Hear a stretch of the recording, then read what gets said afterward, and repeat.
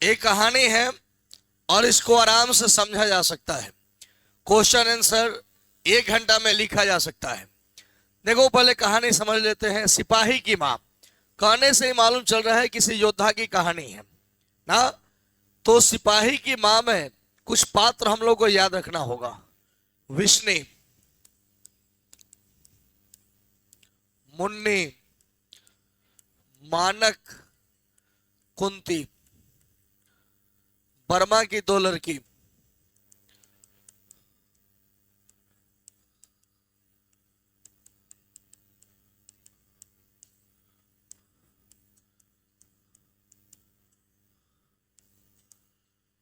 पूरा कहानी इन्हीं पात्रों पर आधारित है। आइए इसको समझते हैं।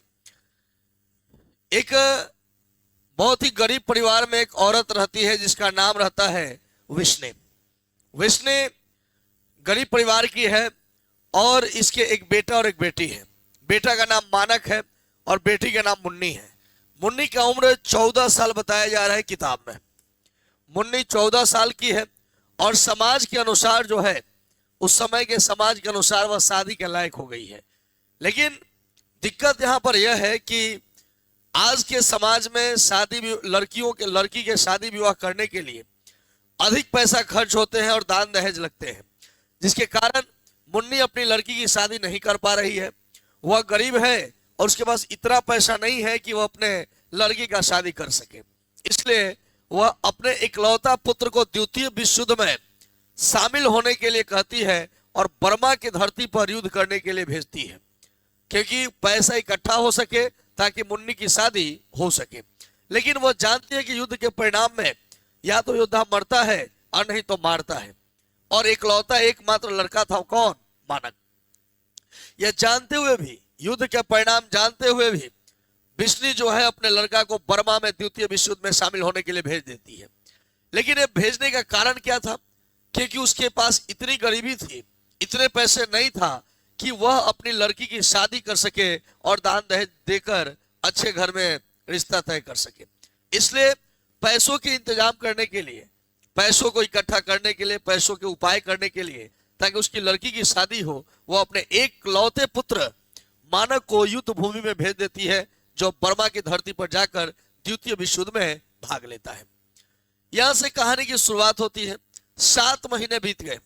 7 महीने बीत गए और मानक का कोई न पत्र आया और न उसके बारे में कोई सूचना आई। कोई समाचार पत्र प्राप्त नहीं हुआ, कोई समाचार उसके बारे में नहीं मिला।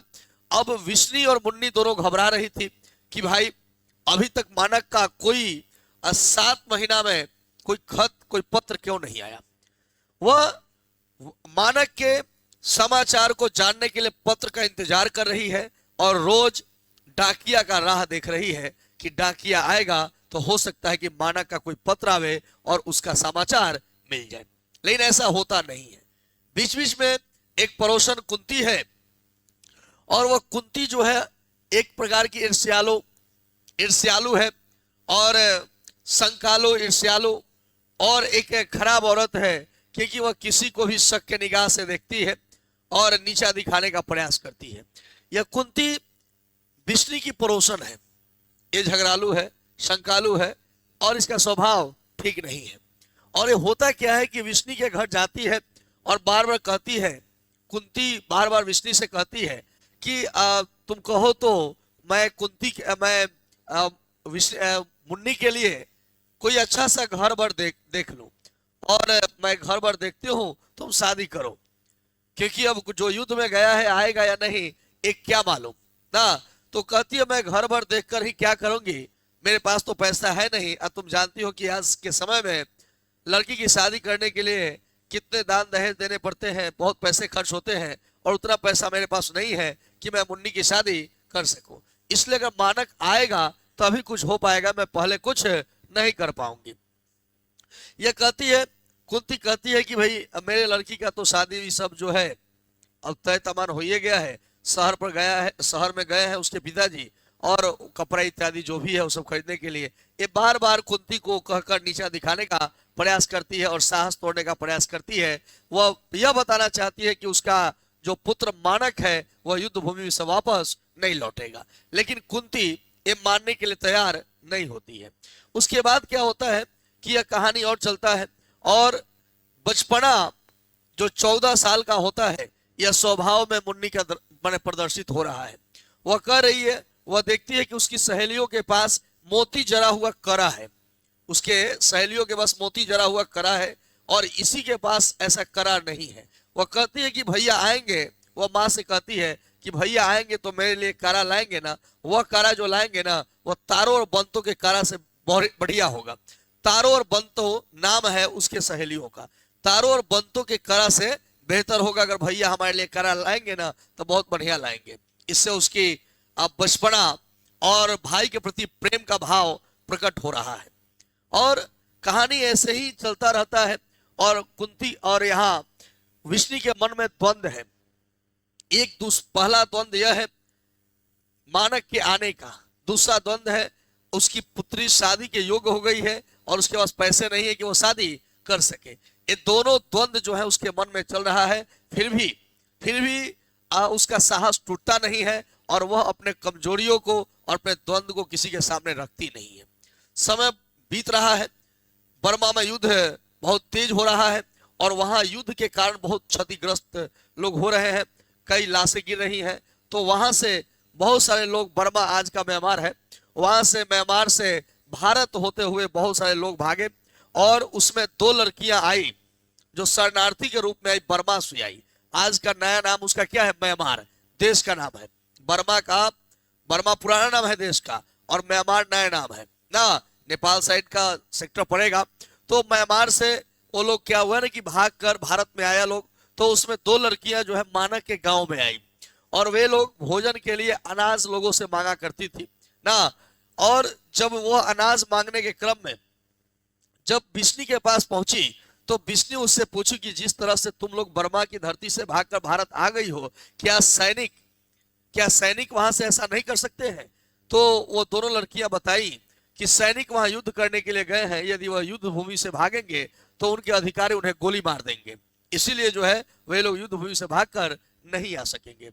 वही जब वो कुंती के घर जाती है दोनों लड़कियां, तो दोनों लड़कियां जब कुंती के घर जाती हैं तो उसे अनाज भी नहीं देती है और उसके चरित्र पर भी उसके चरित्र पर भी शंका करती है। माने वो समझती है कि दोनों लड़के ठीक नहीं है, चरित्र माने कैरेक्टरलेस है, ऐसे वो समझती है कौन? कुंती, क्योंकि उसका स्वभाव ही वैसा था। कहानी अगले मोड़ पर जाता है और एक दिन क्या होता है ना कि विष्णु के